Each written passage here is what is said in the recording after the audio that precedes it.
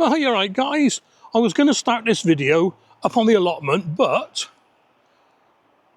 it's under that big cloud there next to the brick-built house, so I thought it's a bit damp. I'll do it at home. Anyway, what it is, a lot of people have asked me to talk about straw bales. Not a very common thing in the UK, so here is a quick summary of my experience growing in straw bales for the year 2024. Here we go. It all started off very much like the first book of The Hobbit, An Unexpected Journey. I was chatting to a lovely couple from New Zealand, Nicola and Michael, and we were talking about the veggie pod kitchen garden, what we were growing in them and what compost we use and that sort of thing. It got round to Nicola buying one of my shirts, and then she started talking about straw bale gardening and how she was doing her strawberries in it and things like that. And I thought, well, New Zealand's not too different from the UK, weather-wise. It is quite a few thousand miles away. Look at this. Anyway, they sent me a couple of quid for a donation, and I used that, which I do with all money, to improve the channel. So I did a bit of research, and I thought, I'm going to have a go at this straw bale gardening. And it all sprung from there. When I used to work down in Thornbury, I'd drive down the A38, and nearly every farm used to sell straw bales. So I drove down there, I couldn't find a single one. And then my boys said to me, well, we buy them from this place called Pound Farm up in Gloucester. So I went there, they were £4 each, and I bought my first 8.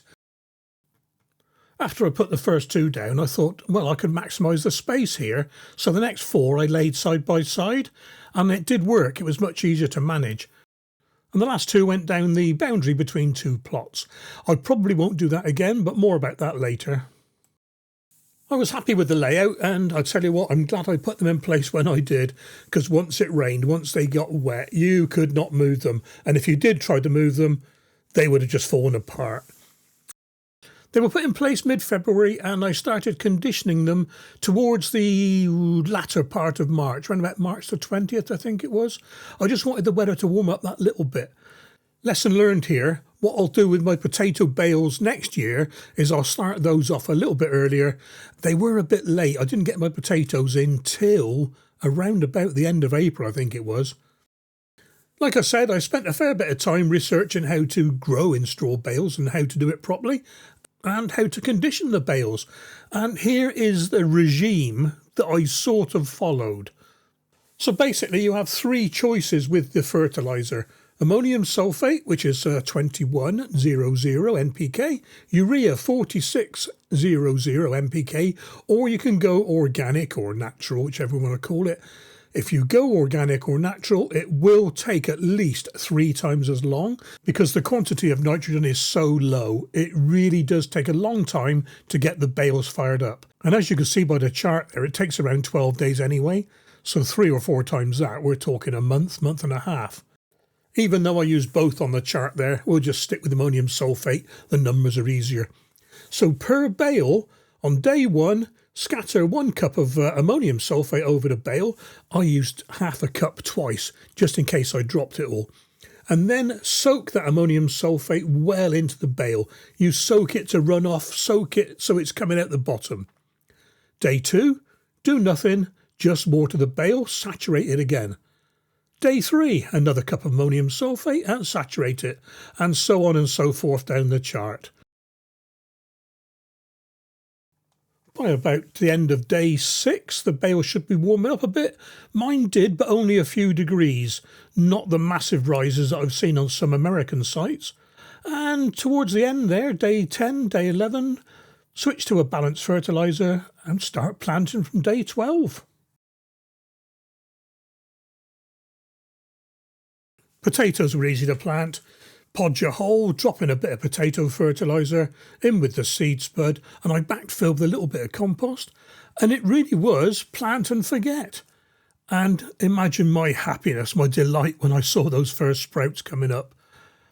The bales were a bit tough to break into at first, and it wasn't until Nigel saw me doing this, Nigel Muddy Boots, he recommended a little weed lifter. I couldn't get one, and he sent me one. Thanks so much, Nigel. I think we see it a bit later on in the video. Maybe a hori-hori knife would do as well. And from here on in, it was just a case of plant everything as they were ready. And I really did grow everything I could. Not the tall things, not runner beans, not tomatoes. Well, not tall tomatoes anyway. And I'm pretty sure I replicated everything in straw bales that was growing in the beds. I even planted some trailing flowers down the sides and some companion plants like marigolds to assist with the tomatoes. Now, it was around about the end of April I started getting worried about these straw bales. They weren't very soft, they were still rock hard, and I was thinking maybe I'd laid them wrong. And it did look like I had, because the open ends of the straws were poking out the sides of the bale, not the top, even though I'd laid them according to how everyone said, with the string going round the sides. I happened across a video by Gardener Scott, and he said it doesn't matter a toss about the string, it's where the ends of the straw are. So I popped back up to Pound Farm, bought 2 more bales, and I laid them the other way. It turned out to be, it was just the way that they baled their straw. Did it make a difference? We'll find out later on. And so the plantings continued as the seedlings became available. I got loads in. I did do 1 lot of direct sowing, and that was radish. Now, to do this, I had to put an inch and a half of compost on top of one of the bales, sow into the compost and keep it watered. And that was the problem, keeping it watered. Too difficult, not worth the hassle for radish. I won't be doing that again. Here's a list of the things I planted. I think there's probably more. I'm racking my brain, but I'm pretty sure they're probably all there.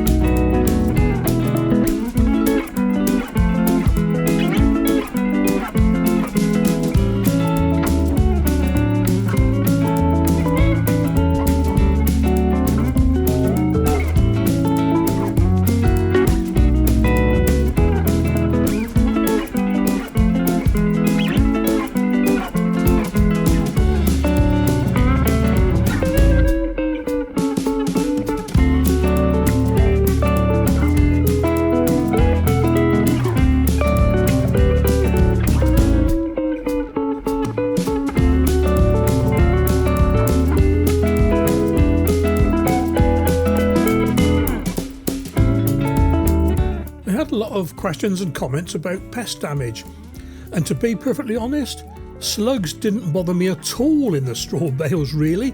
Okay, you'll see the odd hole here and there, but nothing to write home about really. Pigeons, well, they were kept at bay with the fluttering silvery foily tapes. They worked wonders.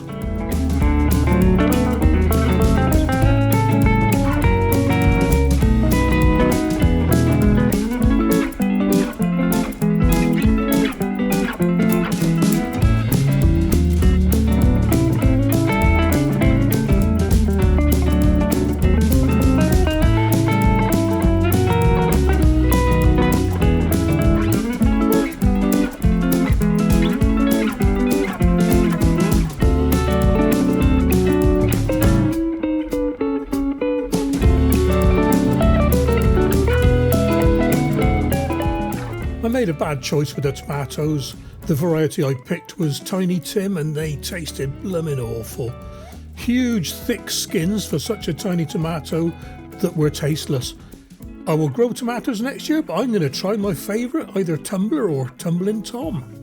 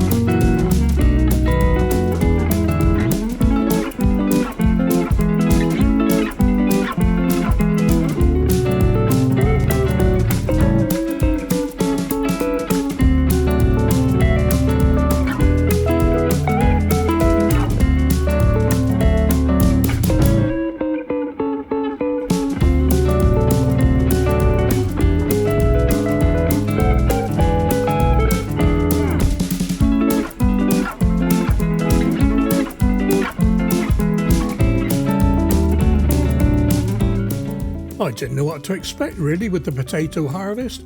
I mean, how could they grow in straw bales, you know what I mean? Oh my word, was I surprised. Look at this lot, and they just kept coming, and they were so clean.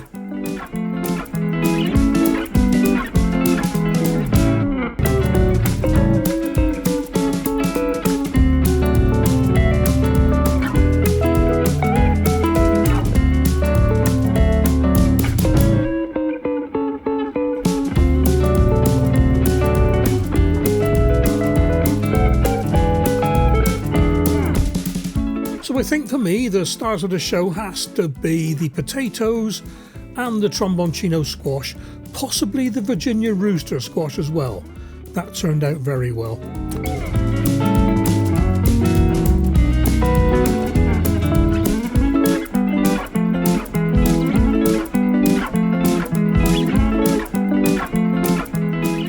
Okay, then as you'd expect with this time of year, the sun is really messing things up. But well, the purple sprouting's still growing well, and so's the orange and lemon balm at the end there.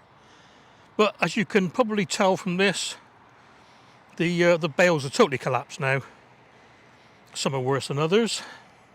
I mean, this one here, where the onions were, and a few leeks still are, it's just totally, falling in on itself. And if it wasn't for that other bale there, it'd probably be totally collapsed. But, you know, fantastic. I really like this. I'll go and look at the other ones in a second.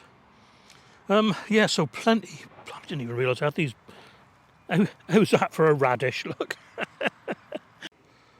Okay, I hope this works, but oh, look at this. I mean, that is just pure. Let's get a big lump of it. Look at that. That is just pure mulch. Compost even. Look at it. That is brilliant, guys. And that is like a foot deep as well, so plenty of it. 10 bales worth.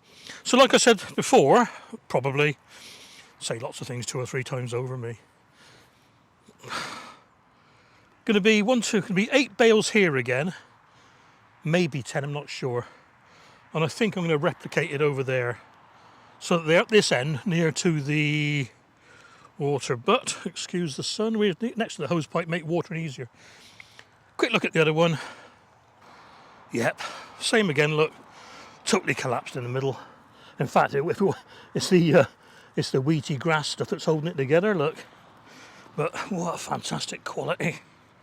I don't think now, looking at all this, that it really matters which way up you put the bales when you first put them down. Maybe easier to put them the correct way to get the conditioning done. Not sure. Something to play with again next year.